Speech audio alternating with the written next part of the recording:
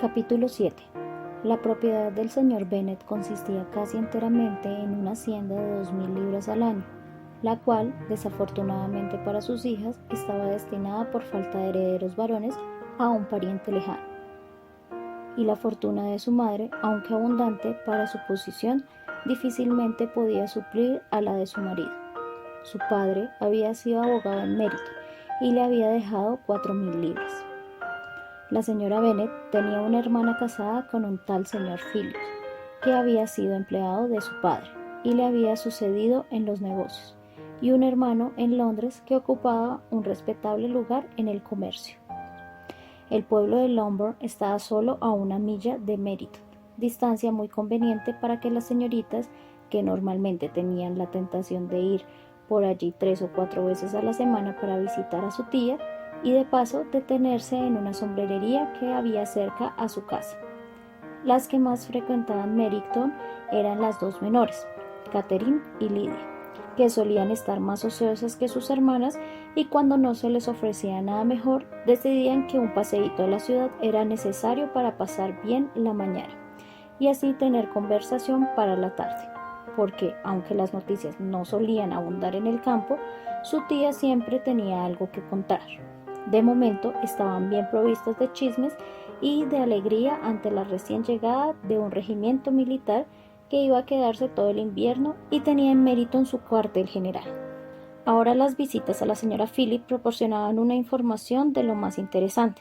Cada día añadían algo nuevo a lo que ya sabían acerca de los hombres y las familias de los oficiales. El lugar donde se alojaban ya no era un secreto y pronto empezaron a conocer a los oficiales en persona. El señor Philip los conocía a todos, lo que constituía para sus sobrinas una fuente de satisfacción insospechada. No hablaba de otra cosa que no fueran los oficiales. La gran fortuna del señor Bingley, de la que tanto le gustaba hablar a su madre, ya no valía la pena comparada con el uniforme de un alférez.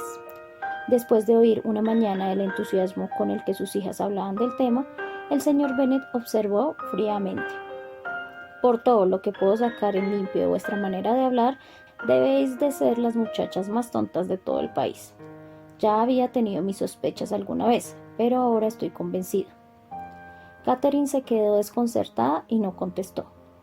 Lydia, con absoluta indiferencia, siguió expresando su admiración por el capitán Carter y dijo que esperaba verle aquel mismo día, pues a la mañana siguiente se marchaba a Londres.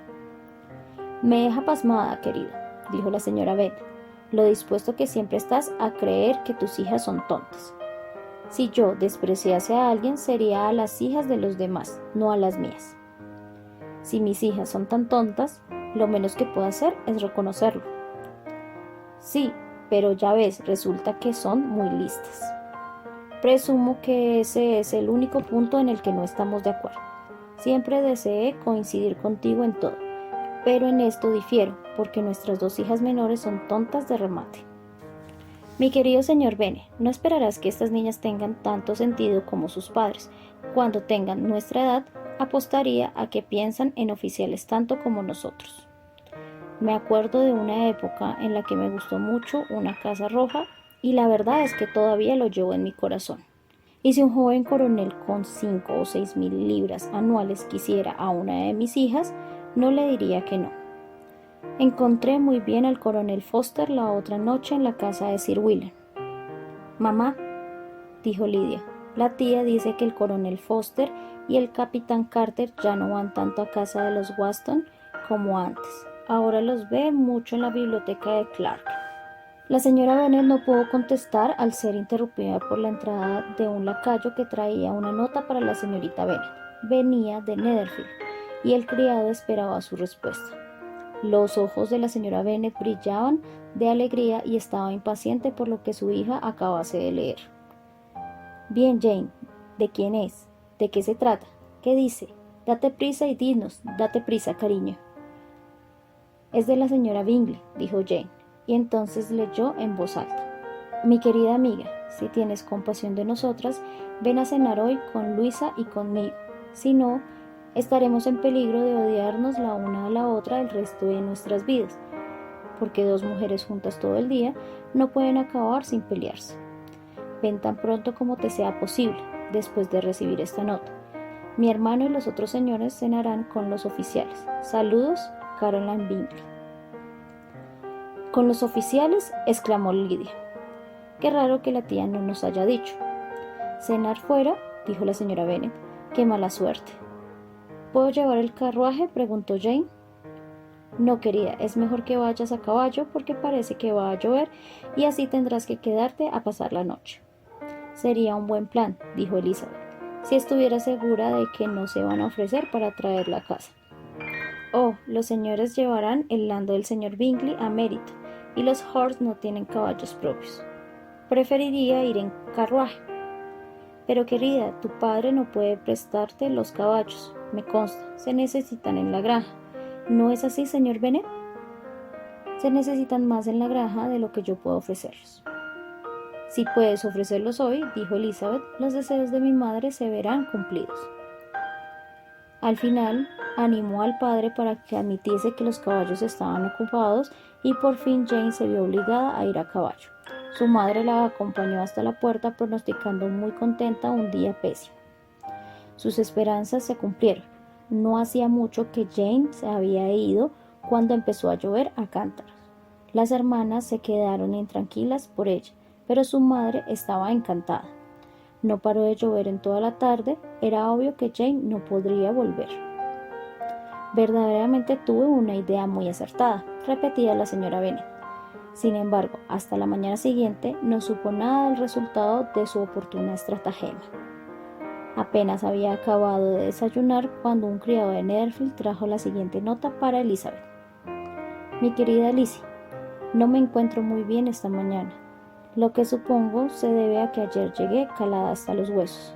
Mis amables amigas no quieren ni oírme hablar de volver a casa hasta que no esté mejor. Insisten en que me vea el señor Jones. Por lo tanto, no os alarméis si os enteráis de que ha venido a visitarme. No tengo nada más que dolor de garganta y dolor de cabeza. Tuya siempre, Jane. Bien, querida, dijo el señor Bennet. Una vez Elizabeth hubo leído la nota en alto. Si Jane contrajera una enfermedad peligrosa o se muriese, sería un consuelo saber que todo fue por conseguir al señor Bingley y bajo tus órdenes. No tengo miedo que se muera. La gente no se muere por pequeños resfriados sin importancia. Tendrá buenos cuidados. Mientras esté allí, todo irá de maravilla. Iría a verla si pudiese disponer del coche. Elizabeth, que estaba verdaderamente preocupada, tomó la determinación de ir a verla. Como no podía disponer de carruaje y no era buena amazona, caminar era su única alternativa, y declaró su decisión. ¿Cómo puedes ser tan tonta?, exclamó su madre. ¿Cómo se te puede ocurrir tal cosa? Con tal barro que hay, llegarás hecha una facha, no estarías presentable. Estaría presentable para ver a Jane, que es todo lo que yo deseo. ¿Es una indirecta para que te mande a buscar los caballos, Lizzie?, dijo su padre. No, en absoluto. No me importa caminar. No hay distancias cuando se tiene un motivo. Son solo 3 millas. Estaré de vuelta a la hora de cenar. Admiro la actividad de tu benevolencia, observó Mary. Pero todo impulso del sentimiento debe estar dirigido por la razón y a mi juicio el esfuerzo debe ser proporcional a lo que se pretende.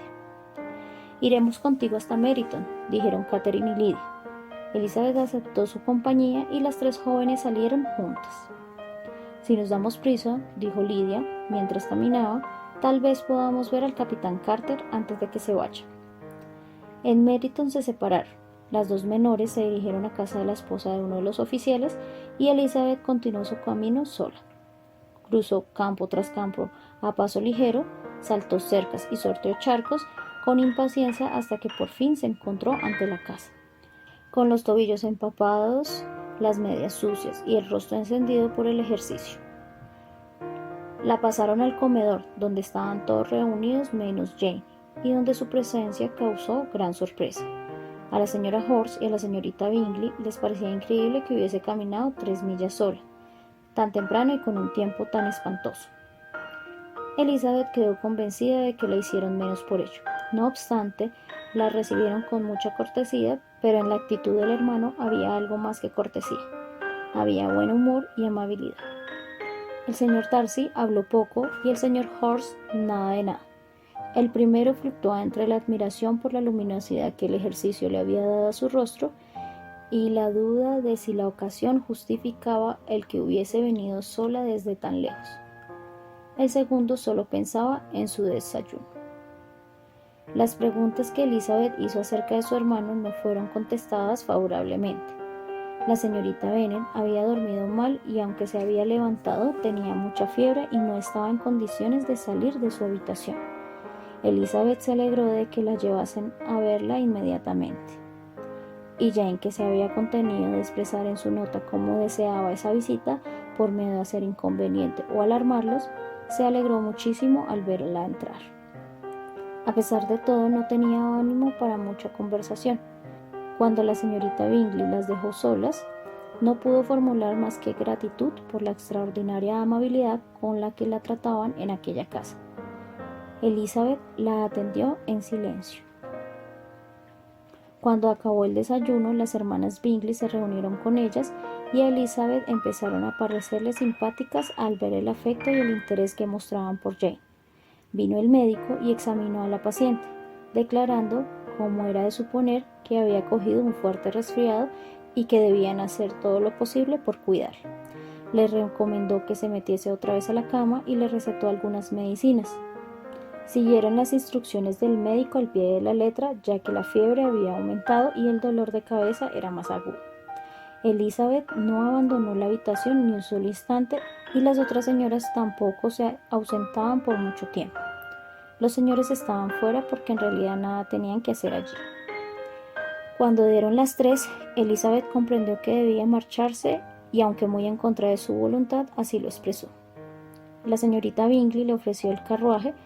Elizabeth solo estaba esperando que insistiese un poco más para aceptarlo, cuando Jane comunicó su deseo de marcharse con ella, por lo que la señorita Bingley se vio obligada a convertir el ofrecimiento del Landau en una invitación para quedarse en Netherfield.